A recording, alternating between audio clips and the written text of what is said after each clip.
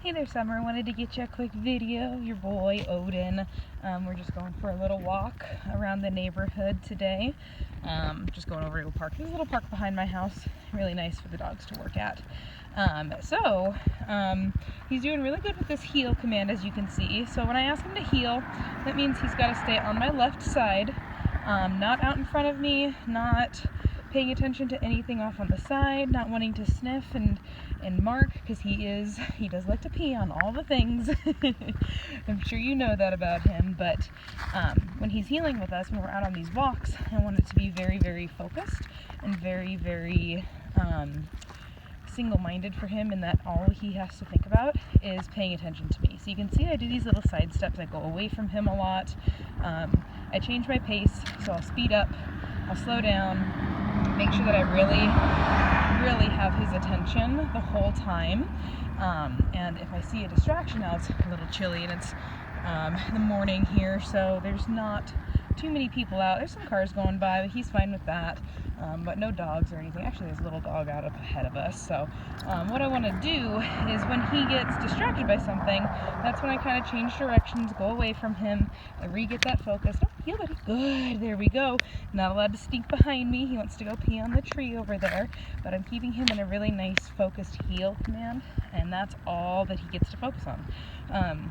So with this impulse control that I texted you about, this is where we build a good foundation for it. He's very reactive, not in a bad way, that you always hear, like, oh, that dog is reactive.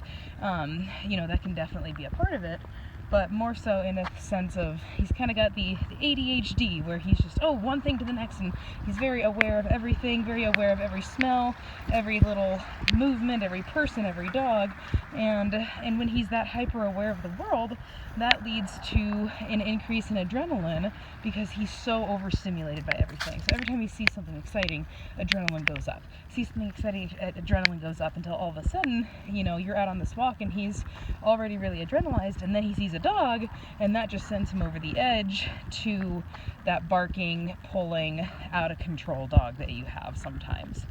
Now, when I ask him to heel, it's basically saying, hey, the only thing you have to focus on is me. Oh, no, heel. Good, yeah, you don't get to dodge in front of me. He wanted to dart over in front of me, and that's that impulse control that you see. There was something over there, and he really, really, really wanted to go see it, and that's what we gotta fix. Good, now we have that focus back, and say, no, dude, you don't get to just pull and go and see any little thing that you want to see. All you have to do is pay attention right here next to me. You don't get to pull in front of me. You don't get to try to knock me over and go smell a leaf. There's literally nothing over there. He just really wanted to go smell. So you can see, even with little distractions, him focusing is hard. It's really, really tough, because he's, in the past been allowed to sniff anything that he wants and look at anything that he wants and get built up and excited about every little thing. And when I say, nope, I'm the most important thing, that's all you get to focus on, it's hard. It's really hard mentally for him.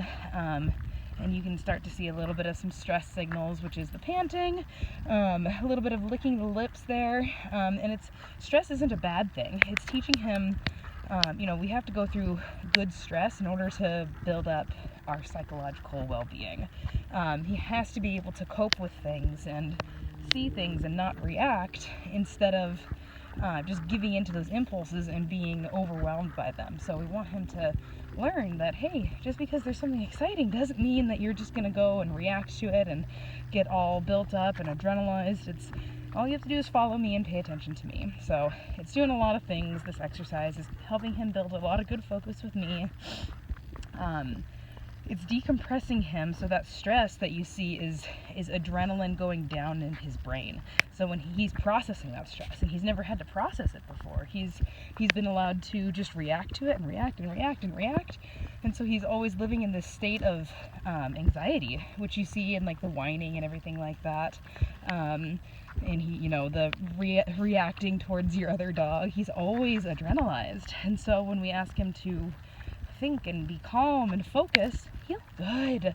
That is bringing the adrenaline down, which is something that his brain has probably never had to do before. So it's hard, it's tough. But it's just like a muscle. The more we work it out, the more we practice, the easier and easier it'll be for him until that's just the norm, where he's no longer getting super excited about every little thing. He can be able to be calm and function normally and just pay attention to me and not have to overreact to every little thing. So anyway, that was a lot of talking. Lots of good stuff here for Mr. Odin, but that's the biggest thing that we've been working on. And this is actually our first trip over to the park. We've just been working around my house and in the front yard and in front of the house, so this is kind of a new thing for him. Lots of new stuff. Lots of new things for him to look at. So, yeah, good little practice here for him. And, yeah, Odin, sit. That's a good man. Very nice. Sit. Good. Good boy. Good job, buddy. So anyway, hope we're not missing this boy too much. He's doing really good. I really like him. He's super sweet. He's super fun.